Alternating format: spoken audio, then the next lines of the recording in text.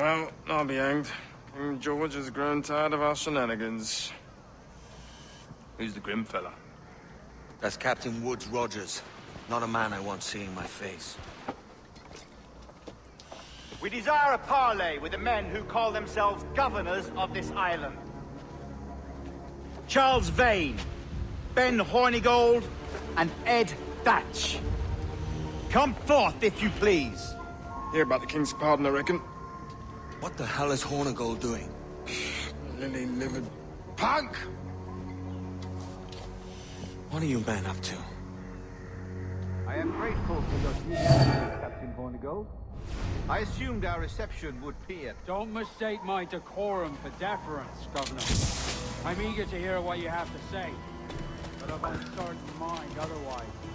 Very well put. And it's a fairer shake than I expected to see from any pirate. But I promise fair treatment to all who hear me out. Only wait a while longer, Governor Rogers.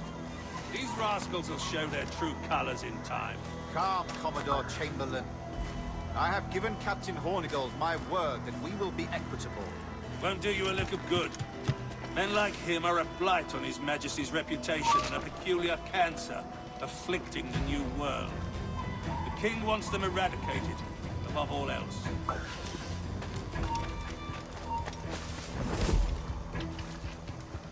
Is this the town square? As close to one as we've ever had. Incredible. No cleaner than a dog's kennel.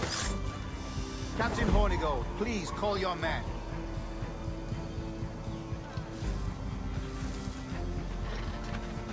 Rackham, Vane! The governor's come calling. Bring Burgess and Cockram as well. I'm like all my years.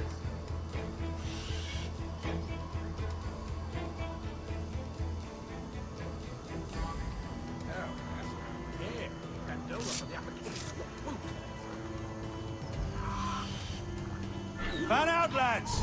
Take it down as if it were your own.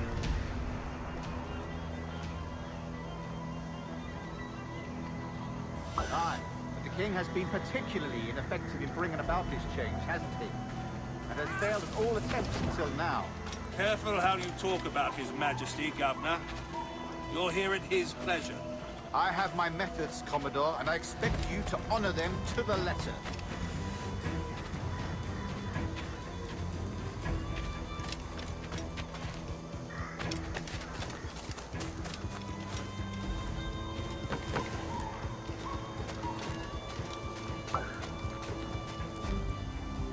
Disperse, a lot of you.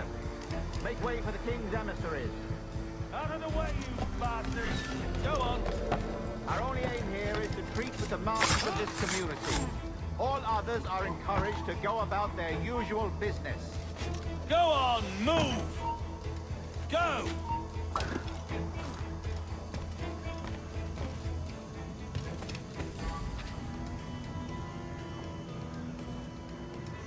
Commodore Chamberlain, please see that all merchants, masons, and carpenters are rounded up and brought to me this afternoon. We must see about repairing this fortress. You should be confiscating weapons, Governor. Send these pirates a clear, strong message that the King's emissaries are not to be trifled with. I have no wish to stir up animosity here, Commodore. And though well armed, we are outnumbered by a decent margin.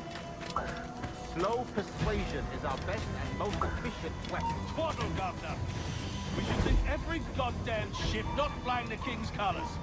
To do otherwise projects a certain weakness in our bearing. Silence, Commodore!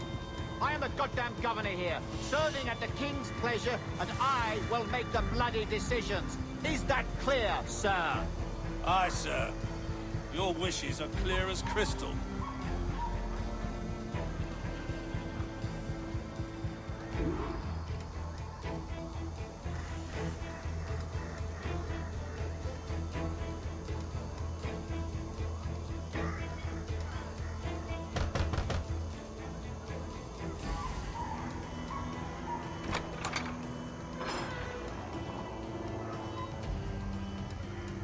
These are the charts, Commodore. We're in position.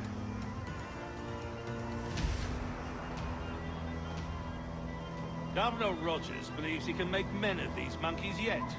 I do not. The return to your post and await my orders.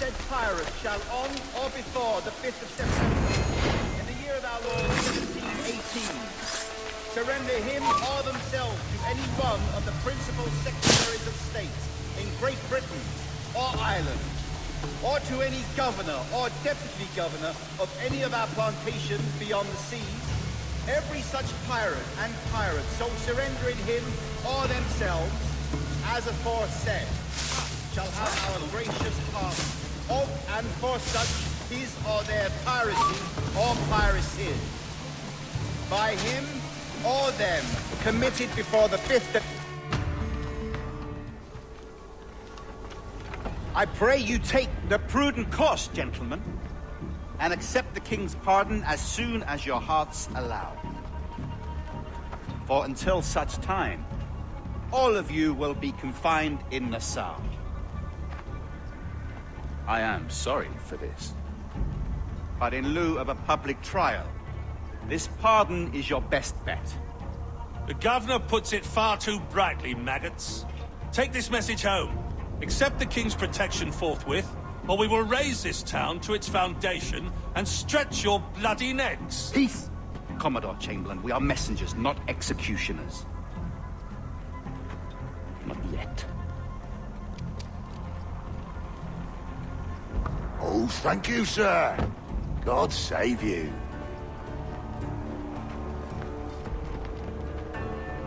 Look on this as a stroke of fortune, lads. We should take the king's pardon and salvage what dignity we own. Peace.